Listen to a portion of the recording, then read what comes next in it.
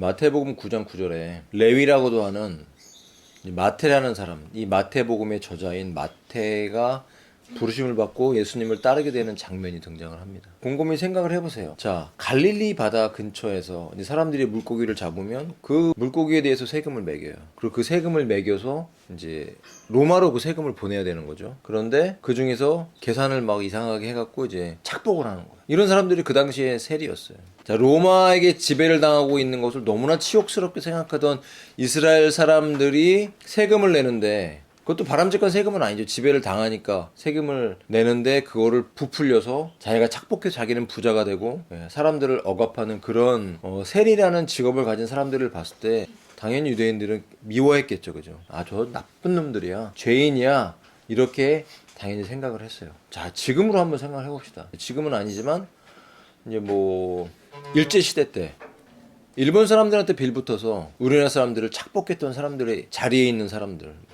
비슷할 것 같아요, 느낌이. 친일파. 그런데 만약 그 예수님이 일제시대 때 계셨으면 친일파에게 와서 부른 거예요. 이완용, 나를 따르라. 사람들이 어떤 생각을 가졌겠어요? 당연히 화가 나겠죠. 예수님 왜 저러셔? 근데 마태가 어떤 마음이었는지, 어떤 생각이었는지는 여기 나오진 않아요. 왜냐면 이 본문의 강조점이 그게 아니기 때문에. 예수님의 그냥 행위, 예수님의 마음, 이런 것들이 본문에 이제 나와 있는 거예요. 어쨌든 마태가 예수님을 따르게 됐습니다. 단순하게 그가 일어나서 그분을 따랐더라, 이렇게 얘기하고 있어요.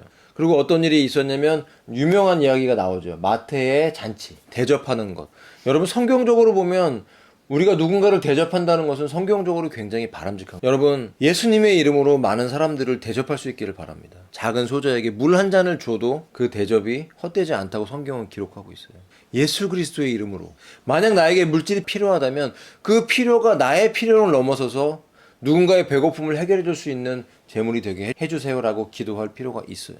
하나님이 기뻐하시는 부분입니다. 자, 마태가 잔치를 벌였어요. 그가 그 과거의 삶을 청산하고 새로운 사람들과 함께 새로운 출발을 하는 거예요. 예수님과 예수님의 제자들과 새로운 출발을 하는데 그의 친구들을 초청하고 과거의 친구들, 그리고 현재 이제 이 예수님의 제자들 함께 자기의 집에서 잔치를 하는 장면이 오늘 본문에 등장을 해요. 10절을 보시면. 그럴 때 많은 세리들과 죄인들이 왔다는 거. 도대체 어떤 죄인들이길래 그분과 그분의 제자들 곁에 앉았더라. 여러분, 잔치를 벌이고 음식이 나오고 얼마나 즐겁겠어요. 음료가 나오고 대화를 하고 그 잔치 자리에 흥겨운 그런 모습들을 한번 생각해 보세요. 근데 바리새파 사람들이 그것을 보면서 그분의 제자들에게 말을 하는 거예요. 어찌하여 너희 스승이 세리들과 죄인들과 함께 먹느냐. 그들의 관점은 구약적인 관점이죠. 구약적인 관점에서 봤을 때 율법적인 관점, 구약에 하나님이 모세를 통해 율법을 주셨고 그 율법의 관점은 죄인들을 하나님이 미워하신다는 거였어요. 지금도 여전히 하나님은 죄인들의 멱살을 잡는 분이에요.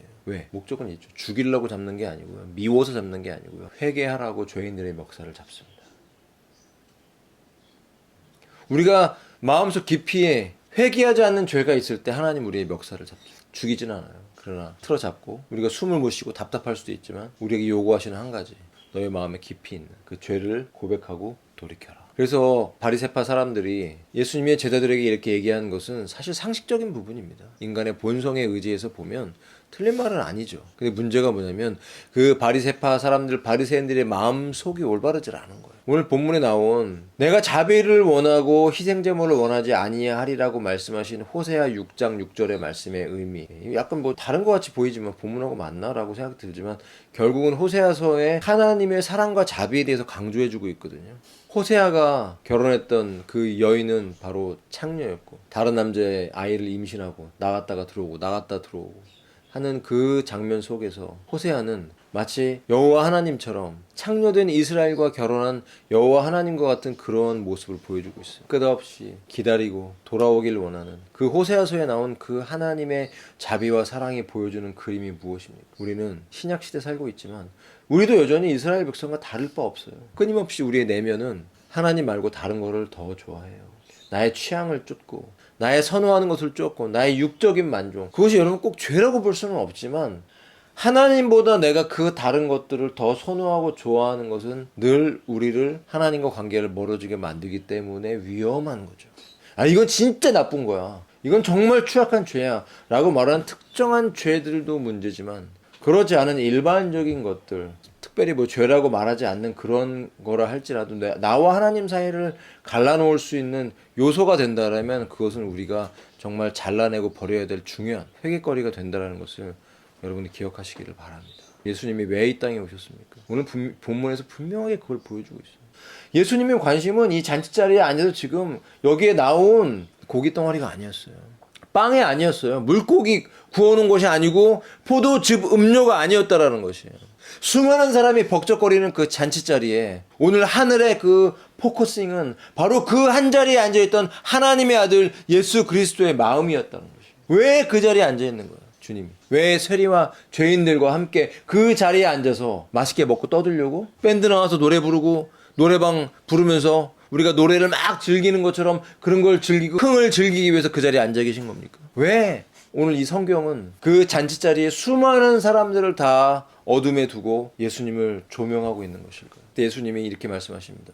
어찌하여 너희 스승이 세리와 죄인들과 함께 먹느냐? 그럴 때 그분이 온전한 자들은 의사가 필요하지 않다. 그러니까 병든 자와 의사에 대한 걸 말씀하셨고, 그러면서 이제 호세아서 말씀을 하신 건데, 병든 자는 죄인이고, 이 온전한 자들은 이제 의로운 자들이라고 얘기하는데, 내가 여기서 의로운 자들은 진짜 의로운 자들이 아니라, 내가 스스로 나의 힘으로 의로워지려고 하는, 내가 이 하나님의 말씀을 내가 지킬 수 있어. 의지가 강하고. 그렇기 때문에 일주일에 이틀씩 금식하고, 매일 길거리에 나가서 시장에 나가서 사람들 다 보는데 몇 시간씩 서서 기도할 정도로 의지와 체력과 정신력이 강했던 사람들. 나의 의로움을 보여주기 위해서는 일주일에 2번도 정해놓고 금식할 수 있도록 사람들이에요. 보통 사람들이 아니죠. 그런데 왜 그들은 스스로가 의롭다고 생각했을까요? 왜냐면 그들의 행위가 이렇게 나는 율법의 의식들을 지키잖아. 그런데 여러분 일주일 2번 금식하는 게 율법에 나와 있습니까? 경건하게 살기 위해서는 일주일에 2번 금식해야 한다고 율법에 나와 있습니까? 안 나왔어요. 정해진 의무가 아니에요. 뭐 대속죄일에 나와서 금식하는 그 정도. 금식은 정해진 거죠. 이렇게 일상적으로 매주 2번씩 금식하는 게 정해진 게 아니거든요. 오버한 거죠. 자기들이 그렇게 해석을 한 거예요. 경건하게 살기 위해서 우리 이렇게 금식해야 돼. 이 정도는 나가서 길거리에서 사람들이 봐줄 때 한 3시간 정도씩은 통성으로 기도를 해줘야 나는 의로운 사람이 될 수 있어. 난 이렇게 했기 때문에 의로운 사람이야 라고 내가 스스로 의로워질 수 있다고 생각했던 그것이 바로 인간의 의이고, 하나님 보실 때는 그들의 인간적인 의는 실격이었던 거예요. 왜 그렇죠? 겉으로는 의로워 보일지 모르겠지만 그 속은 썩어 문드러진 무덤과 같은, 회칠한 무덤과 같은 존재라고 성경은 분명히 바리새인들을 얘기해주고 있습니다. 그러면서 자비를 원한다. 하나님이 진짜 원하는 것은 무엇이냐면 하나님의 마음을 가진 자예요. 왜 그토록 하나님께서 다윗을 좋아하셨을까요? 그리고 다윗에게 영원한 왕국을 약속하셨을까요? 이제 예수님이 재림하시면 이스라엘이 전 세계 행정 중심 도시가 되면서 거기에 다윗의 왕자가 세워지고 주님이 거기에 앉으세요. 그런데 실제로 다윗도 이스라엘의 통치자로 거기에 앉아 있다라는 거예요. 주님과 함께. 이 굉장히 놀라운 약속 아닙니까? 아브라함에게 약속하신 그 언약이요, 주님의 재림과 함께 천년 왕국에서 실제로 이루어진다는 거예요. 이것을 알지 못하는 사람들은 눈이 닫혀 있는 거예요. 천년 왕국을 이해하지 못하는 사람은 눈이 닫혀 있는 거예요. 하나님 이렇게 신실하신 분이라는 거예요. 왜 그러면 다윗을 그렇게 하나님이 좋아하셨냐? 다윗에게 뭐라고 말씀하셨냐? 하나님의 마음에 합한 사람이라고 얘기했어요. 하나님의 마음에 합한 사람. 여러분, 사울이 하나님께 제사를 드리려고 그럴 때 하나님께서 사울이 제사 지내는 걸 싫어하셨죠. 기다리라고 그러셨죠. 네가 제사 지내지 말고.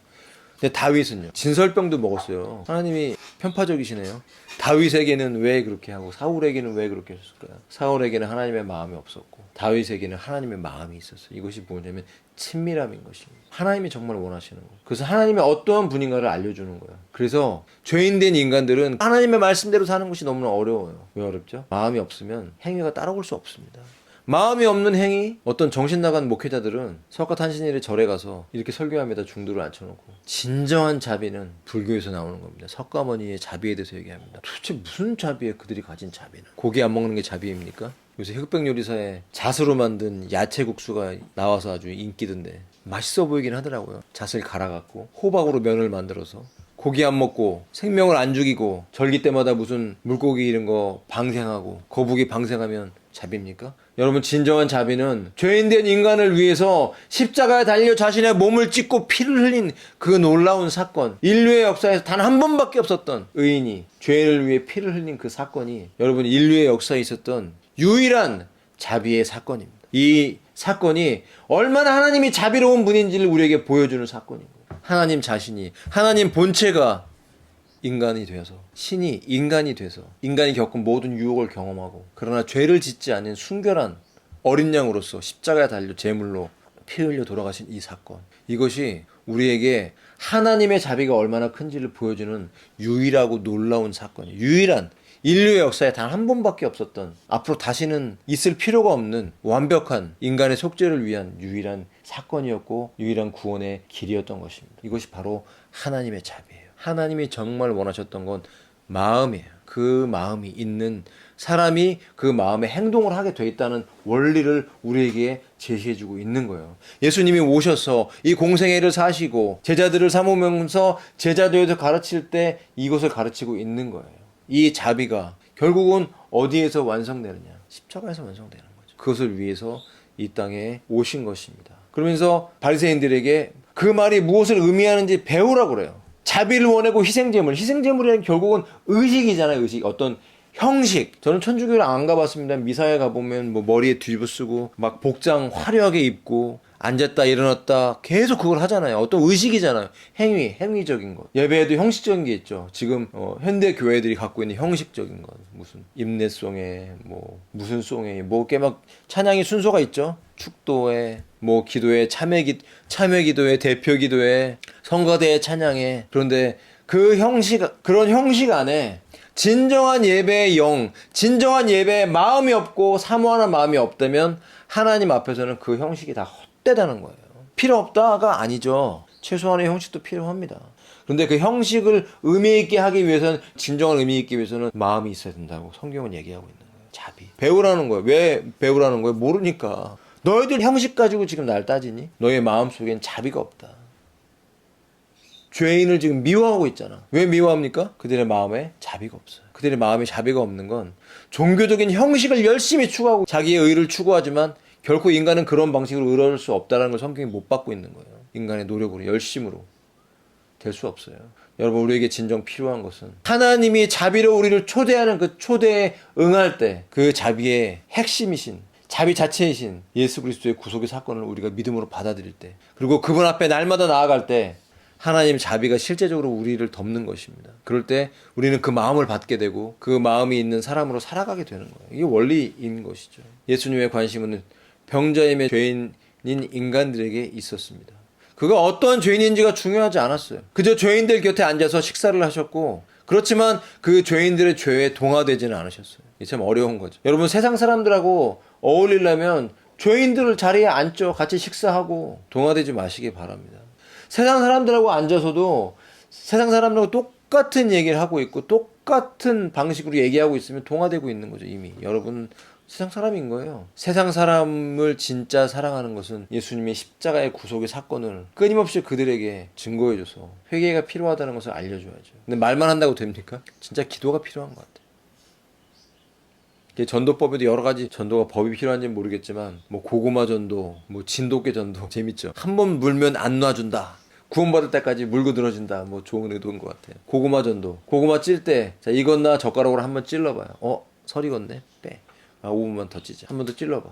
좀 덜 익었네. 어쩌다 훅 들어가면 다 익었다 그러고 꺼야죠. 너무 찌면 안 되죠. 이런 것처럼 한 번씩 이렇게 딱 던지는 거죠. 예수님에 대해서 튕겨내. 설 익었네. 또 기도하는 거예요. 한 번 또 어쩌다 한 번 또 찔러보고 또 기도하고. 이런 걸 전도 방법이라고 이렇게 강의하고 다니시는 분들이 있어요. 열심히 전도 잘 하시니까 그분들은 하시겠죠. 여러분, 십자가에 달린 예수님을 찾으시기 바랍니다. 하나님은 자비하신 분이세요. 여러분, 우리는 죄를 짓습니까? 여러분, 우리는 넘어집니까? 자비하신 주님을 찾으시기 바랍니다. 오늘 그리고 몇 가지 이제 예를 들어서 설명을 하는데, 요한의 제자들이 와서 말씀드립니다. 우리하고 바리새파는 이렇게 금식한다는 거예요. 자주. 근데 당신 제자들은 금식하지 아니합니까? 막 먹고 이렇게 즐기는 거에 대해서 이제 뭔가 안 좋았던 거예요. 그러니까 신랑이 혼인방에 아이들과 함께 있을 동안 그들과 애곡할 수 있겠느냐. 혼인잔치가 벌어졌어요. 이것은 종말론적인 관점에서의 그 혼인잔치를 미리 얘기하신 거죠. 맛보게 하신 거예요. 지금 이 잔치가 그런 관점이라는 거예요.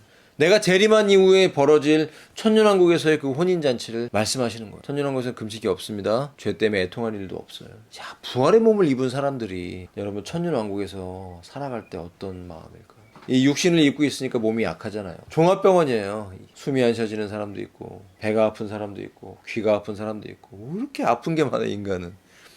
조금만 딱딱한 밀가루 같은 거 먹으면 저도 소화가 잘 안 돼서 자꾸 소화제를 먹게 됩니다. 참 약해요. 그럼 우리가 주님으로부터 부활의 몸을 입고 주와 함께 왕노로 사는 그 모습을 생각해 보면 너무 빨리 그날이 오기를 바라요. 진짜 이 몸 안에 산다는 것이 죄의 기회가 있잖아요. 넘어질 기회가 있다는 건 참 안타까워요.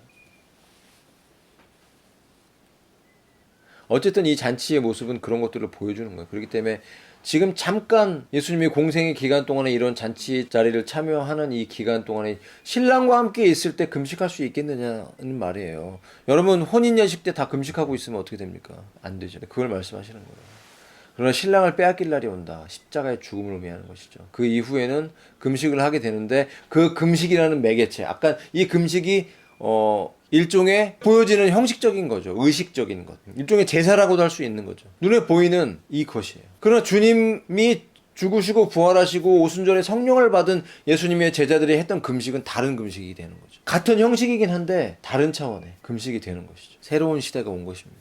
옛 것이 있고 새 것이 있죠. 자, 새 옷이 있습니다. 우리는 지금하고는 맞지 않는 것 같은데 배로 된 옷이니까 옷이 헐어갖고 여기다 새 배 조각을 잘라다가 갖다 붙이면 이제 이게 헤어지게 된다는 거죠. 옷을 빨았을 때 헌 부분을 당기게 되니까 더 헐게 된다는 거예요. 그거를 얘기하는 것이죠. 이렇게 하는 사람은 없다라는 것이, 왜냐면 옷이 더 망가지니까.